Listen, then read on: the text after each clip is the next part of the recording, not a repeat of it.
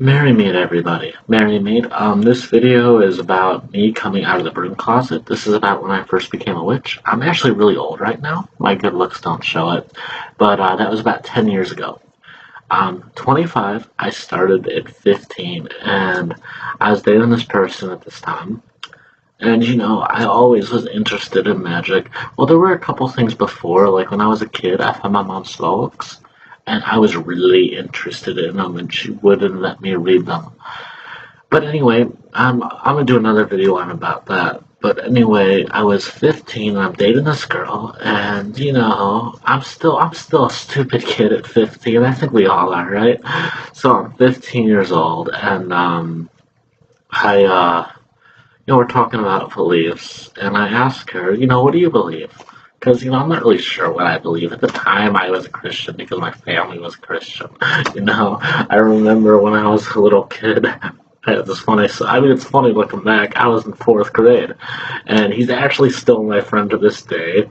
Yes, David Underwood, I'm giving a shout out to you. You're going to see us on my Facebook. I remember we were in 4th grade, and we're at the lunch table, and I still remember this to this day.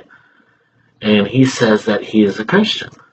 And he asks me, what religion am I? And I respond to him, I have no idea.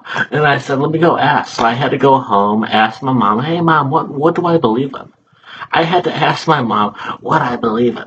And then she's like, oh, you believe in Jesus. And I'm like, wow, thank you. I didn't know I believed in Jesus till you told me. And looking back, this was just fucking stupid. Oh, sorry, I don't mean to curse in these videos, but looking back, it was just stupid. I just wanted to point that out about how, you believe something because you're told to believe it. And it's like, I believe this. I don't know what it is I believe, but I believe in something that my mom told me I believe in.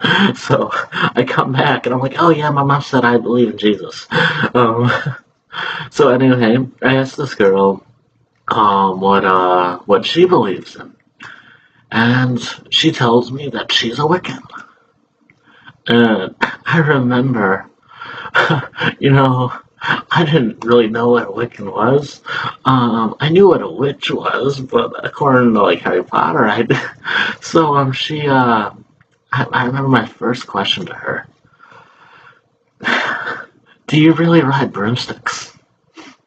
I was seriously asking. I was a stupid kid. I wasn't trying to be mean. I was young, I was stupid. Do you really ride broomsticks? Oh, so that didn't get I didn't get a happy response from her because she thought I was making fun of her, which, I wasn't intentionally doing it because I was really interested. So anyway, because of her, I actually really looked it up. I wanted to be wicked. I wanted to be a witch, really, and so yeah, that became my path. I became, and that was the moment. And the reason I'm talking about this is because this is when you become, well, I need to separate this. There's two great moments. When you find the path for you, and if you're a witch, when you become a witch, that's another great moment. I want to separate those because some people may look at it as both. Because you don't necessarily become a witch when you join. There's a lot of debate over this. Just because you start doing witchcraft, a lot of people will say, well, it's when you become a witch, when you truly become a witch. I think you become a witch when your heart decides it's right for you. I mean, you can do spells before officially being a witch, but I think it's when it's in your heart. When it's the moment you become a witch. You've been doing spells, but the moment, and it's not about based on what you do, but it's when your heart realizes this is who you are. I had that moment a couple times. Wow, but the moment I became a Wiccan was really great. I think one of my rituals was the moment I realized I was in the basement in my mom's house, and I did the rituals, and I had one of those moments where it was like, this is who I am. So, yeah, that was me coming out of the broom closet. And so I'm going to answer a few other questions to people who are new to Wicca.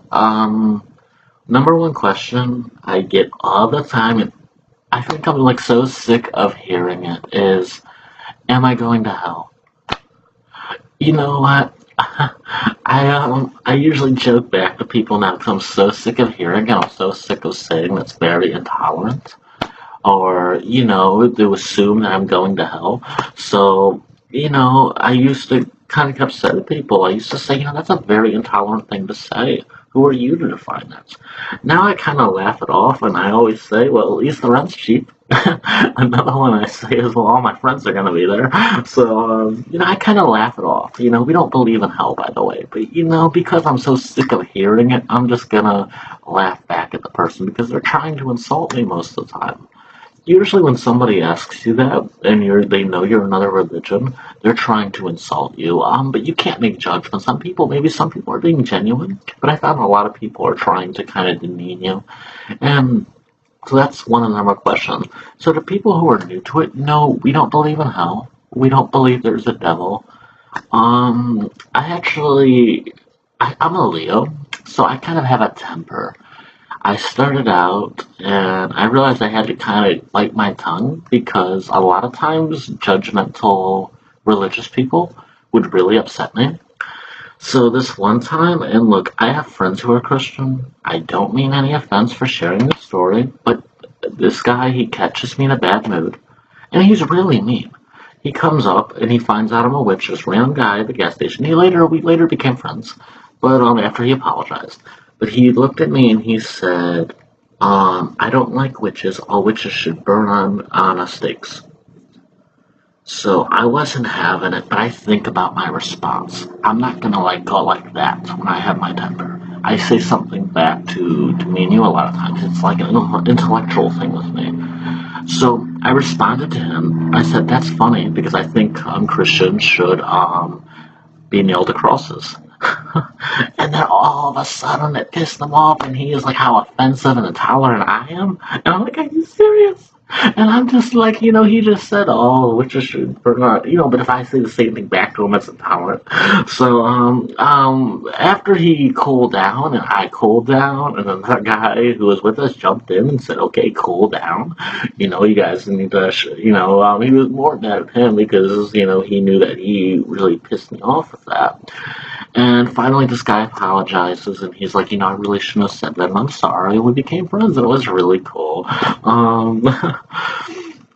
And I think he realized, he was a young kid. I think he realized, like 18. Yeah, and I think he knew it was a very terrible thing to say. And, but, so that's another time. But we gotta learn to control our temper there because, if we don't, it just makes us look bad because, especially these religious people, they'll bark at you, and if you bark back, they'll turn it so you're intolerant.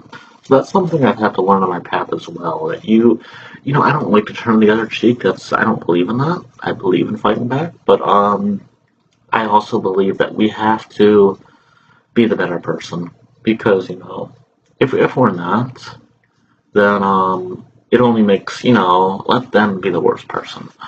And that's kind of my response on that. I want to respond to that because a lot of people who are going to come out as witches, who are following the craft, are going to get this kind of discrimination from other people.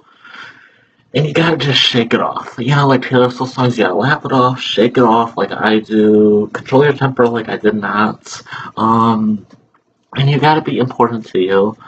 So anyway, I think that's it. This was just a basic introduction of how it came out. But, yeah, why don't you all comment on your coming out of the broom closet stories?